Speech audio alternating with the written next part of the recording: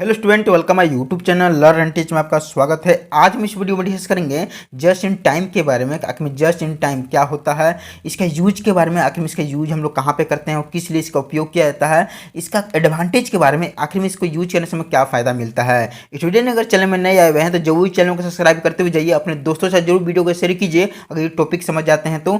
चलिए सबसे पहले समझते हैं कि आखिर में जस्ट इन टाइम क्या होता है। ठीक है, जस्ट इन टाइम का अगर हिंदी अर्थ देखा जाए सही समय में बोल सकते हैं या सही समय पर बोल सकते हैं। मतलब किसी चीज़ को सही समय पर डिलीवर कर देना, किसी चीज़ को सही समय पर यहाँ पे किसी चीज़ को रिसीव करना, उसको एक तरह का जस्ट इन टाइम कहते हैं। ठीक है, जस्ट इन टाइम को एक तरह का शॉर्टकट में JIT भी कहते हैं। ठीक है, आपको एग्जाम में हो सके JIT क्या होता है ऐसा भी क्वेश्चन पूछ सकता है, तो आपको जस्ट इन टाइम का पूरी एक्सप्लेन करनी होगी। ठीक है, आप समझते हैं कि आखिर में जस्ट इन टाइम क्या होता है। देख सकते हैं मैंने लिख के बताइए।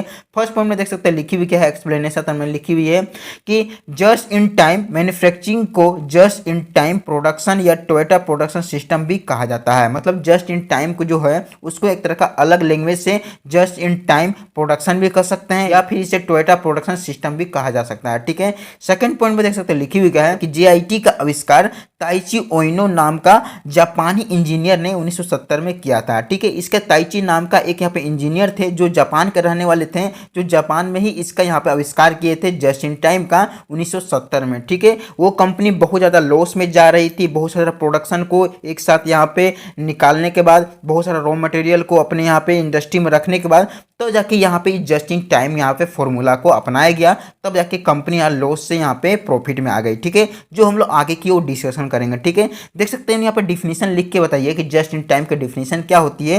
देख सकते हैं लिखी हुई क्या है कि JIT is an inventory management method in which goods are received from supplier only as they are needed. मतलब कहने का मतलब है हिंदी अर्थ में देख सकते हैं मैंने लिख के बताइए क्या है कि JIT मतलब जस्ट इन टाइम एक सामान को व्यवस्था करने की विधि होती है जिसमें सप्लायर से सामान तभी लिया जाता है जब उसकी आवश्यकता होती है। ऐसी विधि मतलब ऐसी मेथड को जस्ट इन टाइम कहते हैं। JIT एक तरह का मेथड बोल सकते हैं या फिर उसे विधि बोल सकते हैं।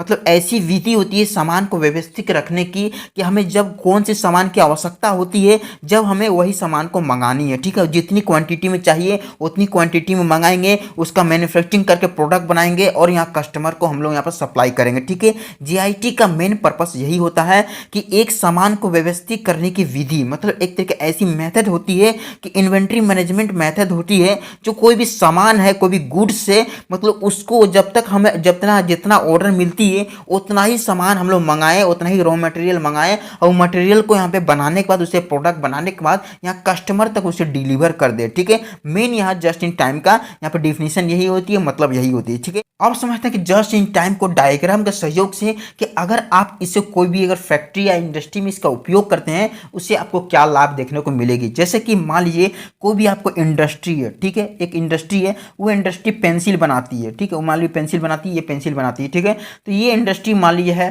तो सबसे पहले क्या काम होती है कि इसमें एक कस्टमर प्लेस ऑन ऑर्डर, मतलब एक कस्टमर होता है जो आपकी कंपनी को यहाँ पे ऑर्डर देता है। ठीक है, आपको कंपनी को यहाँ पे ऑर्डर देगी, तो यहाँ पे पहला काम आपके क्या होगा, ऑर्डर मिल गई, आपकी ऑर्डर मिल गई। और कितनी की ऑर्डर मिली, 100 को पेंसिल बनाने की ऑर्डर मिल गई। मान लीजिए पेंसिल को 100 को बनानी है। ठीक है, तो फर्स्ट आप काम किए कि आप ऑर्डर ले लिए। ठीक है, सेकंड काम आपकी कंपनी क्या करेगी, यहाँ पे क्या काम करेगी, देख सकते हैं लिखी हुई क्या है कि मैन्युफैक्चर ऑर्डर दी मटेरियल रिक्वायर्ड। अब आपको पेंसिल 100 का यहाँ पे मटेरियल की आवश्यकता पड़ेगी ये पेंसिल बनाने के लिए। ठीक है, तो अब क्या काम कीजिएगा, आप तीसरी नंबर पर जाइएगा, मतलब सप्लायर डिलीवर दी मटेरियल रिक्वायर्ड। अब सप्लायर से यहाँ पे मटेरियल लिखिएगा, जो रॉ मटेरियल वो लीजिएगा 100 को पेंसिल को बनाने के लिए। ठीक है, तो आपको 100 पेंसिल बनानी है तो कम से कम 110 को आप ऑर्डर दीजिएगा यहाँ पे ये सप्लायर को, कि मान लीजिए उसमें 10 गो आप खराब भी निकल जाए तो इसमें क्या होगी कि आपके यहाँ पे क्या होगी कि ये 100 को कम से कम आपके यहाँ पे कम से कम बन पाएगी। ठीक है, ऐसा नहीं कि आप 100 का ऑर्डर मिला, आप यहाँ पे 200 यहाँ पे रिक्वायर कर दिए सप्लायर से कि हमें 200 यहाँ पे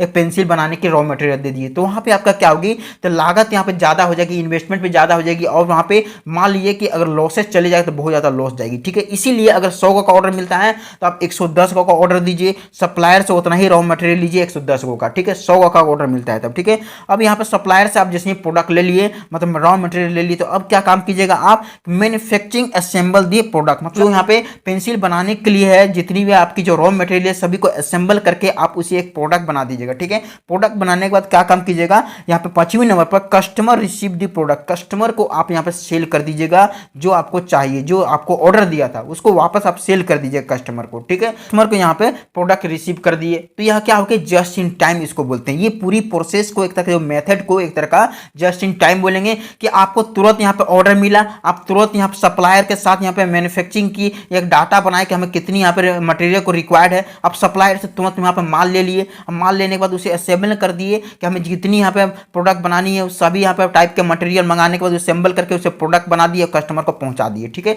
तो आपको यहाँ पे क्या होगी, हमें आपको बेनिफिट देखने को मिलेगी कि हमें कितनी बेनिफिट देखने को मिली। ठीक है, हम 100 का ऑर्डर मिला था, 110 को यहाँ पे बनाए तो हमें कितनी बेनिफिट मिली, ये चीज देखने को मिलेगी आपको जस्ट इन टाइम में। ठीक है, इसको बोलते हैं, ये पूरी प्रोसेस को जस्ट इन टाइम बोलते हैं। ठीक है, यूजेस की अगर बात करते हैं कि आखिर में जस्ट इन टाइम का यूज हम लोग कहाँ पे करते हैं और किस लिए इसका उपयोग किया जाता है, तो जस्ट इन टाइम का उपयोग एक तरह के जो मेथड है, इसकी विधि है, इसको फैक्ट्री इंडस्ट्री में जहाँ पे मैन्युफैक्चरिंग की जाती है किसी भी प्रोडक्ट की, तो उस जगह पे यहाँ पे इसका उपयोग किया जाता है। ठीक है, the main uses of this method is to reduce inventory holding cost and increase inventory turnover, मतलब कहने का मतलब है कि जब इसका हम लोग उपयोग करते हैं, मेन पर्पस इसका विधि का यही होती है कि रिड्यूस करती है हमारे सामान के रखने की, जहाँ पे हम रखते हैं तो उसकी कॉस्ट को रिड्यूस करती है। होल्डिंग मतलब जो कॉस्ट है, जहाँ पे कोई सामान रख रहे हैं, कोई उसके रॉ मटेरियल रख रहे हैं, ठीक है, और उसका कॉस्ट क्या होगी, रिड्यूस होगी, कम होगी, तो हमें लाभ यहाँ ज़्यादा अर्जित होगी। ठीक है, उसको एक यहाँ मिनिमम अमाउंट में कोई प्रोडक्ट को बेचने के बाद भी हमें एक अच्छा बेनिफिट, अच्छा प्रॉफिट मिलेगी। ठीक है, जिसका उद्देश्य वेस्ट को कम करके कुल उत्पादन लागत को कम करना और साथ ही कुल उत्पादन में सुधार करना। मतलब कहने का मतलब क्या है कि वेस्ट को कम करना, उत्पादन में जो भी वेस्ट हो रही है उसको कम करने का यहाँ पे जस्ट इन टाइम बहुत ज़्यादा मदद करती है। ठीक है, मीन्स हम एक तरह का हमारा कोई भी अगर प्रोडक्ट की अगर रॉ मटेरियल मंगा रहे हैं तो उतना ही मंगाए जितना हमें जरूरत है। ठीक है, उससे क्या होगी, उत्पादन में एक तरह का हमारा वेस्ट यहाँ पे कम होगी। उसके बाद उसकी जो कुल जो उत्पादन में सुधार है, उसमें जितनी भी प्रोडक्शन की जो क्वालिटी है उसमें सुधार के लिए हम और भी कुछ कर सके, जो पैसा बच जाएगी तो ठीक है, तो उसमें सुधार भी होती है। जस्ट इन टाइम यहाँ पे एक तरह का जो मेथड का उपयोग करते हैं जब हम कोई भी कंपनी फैक्ट्री इंडस्ट्री में, तब ठीक है ये चीज देखने को मिलती है। ठीक है, अगर इसका एडवांटेज की अगर बात करते हैं कि आखिर में जस्ट इन टाइम का आखिर में उपयोग करने से हमें क्या फायदा मिल सकता है, देख सकते हैं फर्स्ट पॉइंट में मैंने लिख के बताइए, reduce cost on storing raw material, मतलब रखने की जो व्यवस्था है रॉ मटेरियल की, वहां पे एक तरह का पैसा कम लगेगी, वहां पर लागत कम लगेगी, उसके जगह दूसरा रॉ मटेरियल रख सकते हैं, उसके जगह दूसरा प्रोडक्ट रख सकते हैं। वेयर हाउस में जो जगह है वहां पे एक तरह बच सकता है,